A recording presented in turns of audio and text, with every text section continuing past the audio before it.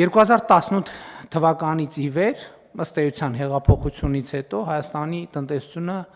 աճել է ավելի քան 50%-ով։ Մեկ շնչին ընկնող հնան ավելի քան կրկնապատկվել է 2018 թվականի հեղափոխությունից հետո կամ 2018 թվականից հետո։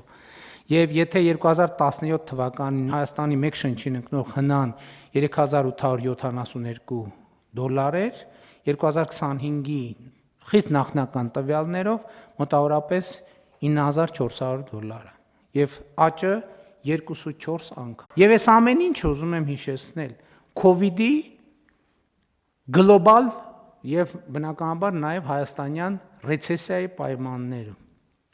Եվ ուզում եմ ընդգծել, որ սրանում առաջին հերթին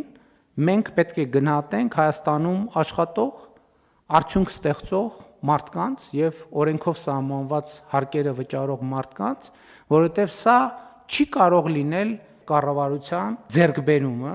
սա կառավարության եւ քաղաքացիների համագործակցության ձեռքբերում է։